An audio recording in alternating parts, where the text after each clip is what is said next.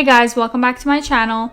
So today's video is going to be about James Charles, Eithan Klein, Nickoacado, Avocado, and so much more. Before we get into it though, make sure to give this video a thumbs up and subscribe. I post new videos every single week. So if you don't know already, recently beauty guru and YouTuber James Charles has made his way back into the internet. If you haven't seen the video I made talking specifically about his failed return to YouTube, I'll have it linked down below as well as on the screen. James is back, and to no one's surprise, he's already messed up. Less than a week after his comeback video, he posted a video of him talking on his Instagram story. In the video, he says that he's looking to hire someone to create and edit thumbnails for him, and if they have any interest in doing so, DM him on Instagram. This seems like it wouldn't be an issue, right? Like, I understand that a DM on the gram might seem innocent to some, but when you know James's past, it's almost unbelievable that he's invited fans to message him. Almost unbelievable. But this is James Charles we're talking about. While his intentions when posting this were probably pure, it's just a bad look considering the trouble he's gotten into in the past from messaging underage fans. While he's looking to hire someone, he also did not specify an age requirement and practically invited underage fans into his direct messages. Honestly, with his past and the trouble that he's gotten into for messaging underage fans, he really should have just directed anyone interested in the job to a business email. Hopefully he doesn't abuse his power as an influencer when talking to these people, but only time will really tell.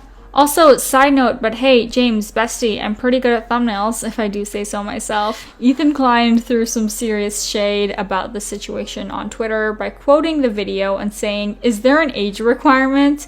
He's obviously referring to the fact that James has an undeniable track record for inappropriately messaging underage fans. Speaking of Eithan Klein, Frenemies merch has officially dropped. He tweeted this photo of him laying on the ground alone wearing a Frenemies hoodie, and it's honestly possibly the saddest picture I've seen in my life.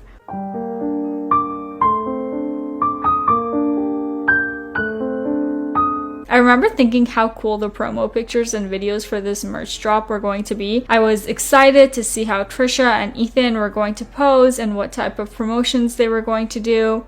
But then, of course, as everyone knows, the podcast unexpectedly and abruptly came to an end. Even though the podcast was over, the merch had already been created, so Eithan was left with the decision to either let all of that money on production costs go to waste or release the merch anyways. He finally decided to release it nearly a month after the last episode of the podcast aired. Along with the photo, Eithan tweeted that the Frenemies merch would go live that day at 12:30 with a link to the Teddy Fresh site that you could purchase the merch on.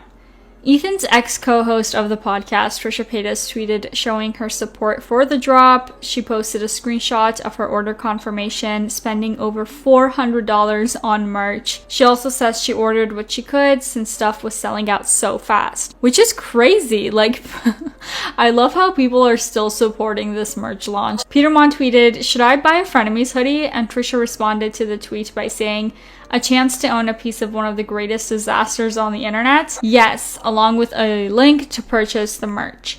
I love that Trisha is supporting this merch drop. I'm not sure if she ended up actually taking a cut of the merch because she initially said that she would not be taking a cut of the merch since she left Frenemies, but who knows what's going to be happening behind the scenes. On the episode, I offered once again to not take any of the commission.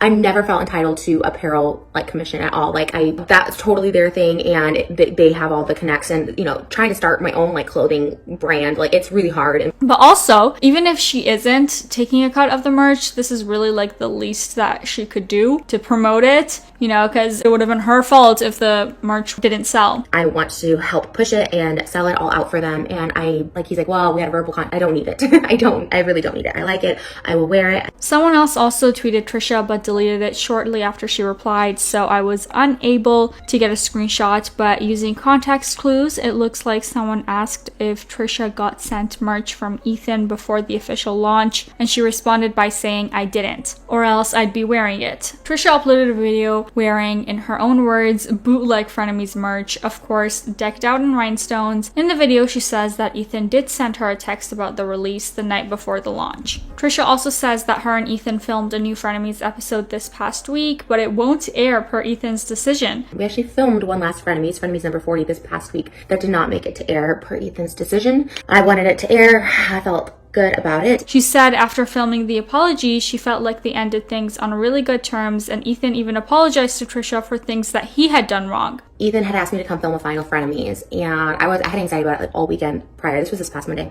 You know, we filmed this episode and it felt like such a relief. I did feel like we talked so much out, and I got an apology from Ethan that meant so much. She said filming that episode really helped her get closure, but that's because it's not being aired. She thinks it's because the episode, it showed some of the falling out was actually Ethan's fault and he wanted to protect his name. We did get into it and it got like a little heated, but I mean, the end result was to me so beautiful. Like I started crying because he's like, yeah, I messed up on this one specific thing, and I don't want to get into it because obviously he doesn't want to air it and it sucks. I'm assuming Ethan asked Trisha to come film one last episode to promote the merch drop, but then decided not to post it and just drop the merch alone and catch everyone by surprise. I know, honestly, at the end of the day, I'm sure he just, I'm not sure, maybe just thought he'd get hate or doesn't want to admit to any wrongdoing or something, but it gave me all the feelings again of just like, oh gosh, like, it was like the perfect closure I needed, and then it's just kind of like, no, just kidding, like, we're not going to air, and basically just try to shift blame on other people. Even if you didn't release the episode, at least clear what I wanted clear. At the time of recording this voiceover, almost all of the Frenemies merch has sold out. I wonder if Ethan will be taking 5% more from the sales, or if he's going to be sharing the profit with Trisha. I don't know, man. Let me know what you guys think about all of this in the comments down below. Do you think Trisha even deserves a cut? And if so, how much should it be? The video that Trisha Paytas posted about this did not get the best response at all, which is evident from this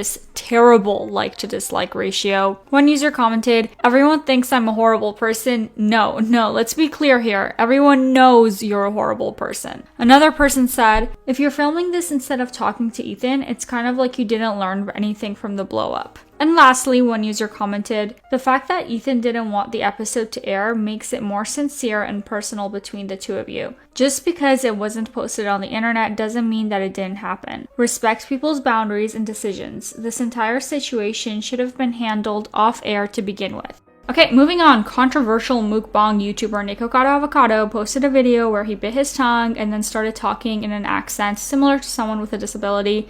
Just one last thing. Look at all this stuff. I don't want you to eat this. They're totally not disconnected with reality.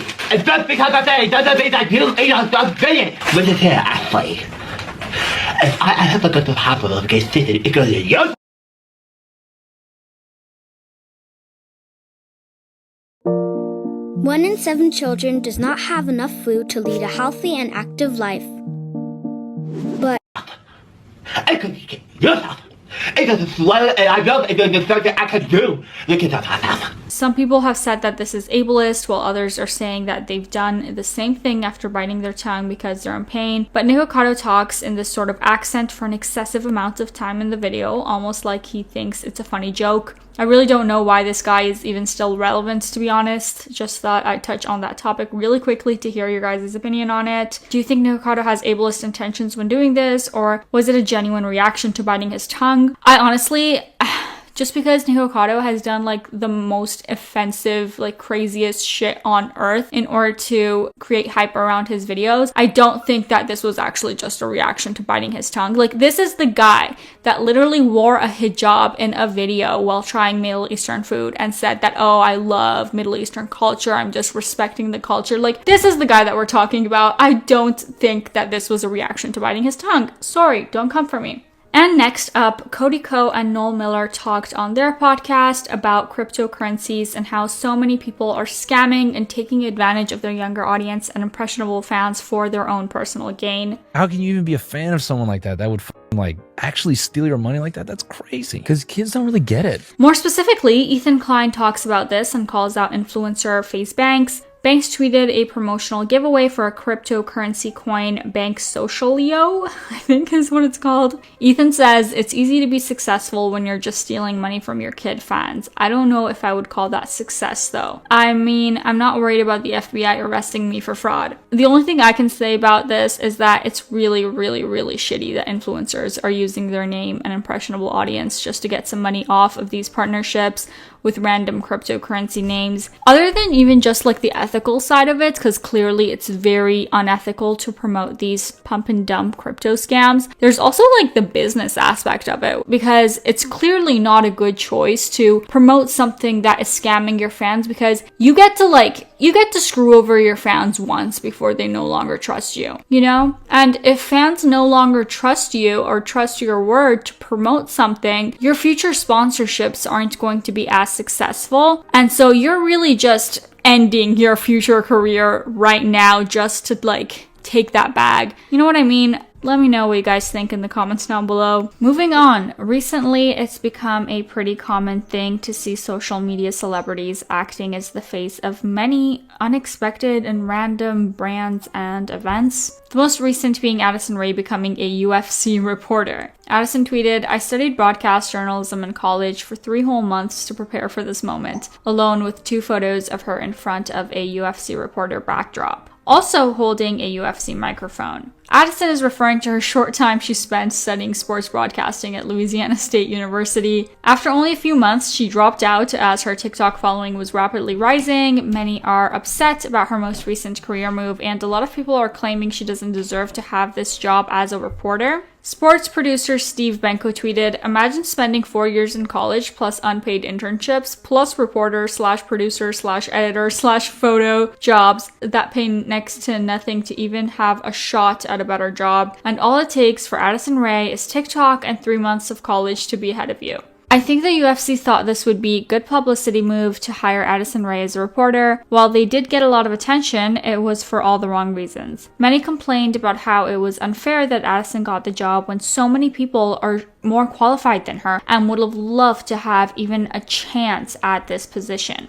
Others say Addison only got the job due to having pretty privilege, and then of course because of her fame and popularity on social media. It also seems like in her tweet, Addison is making a mockery of landing the job, like, hee, I only went to college for 3 months, but look at me. And I honestly don't blame people for feeling upset about this. People were so upset that Addison apparently got fired from the job not even 24 hours after saying that she got it.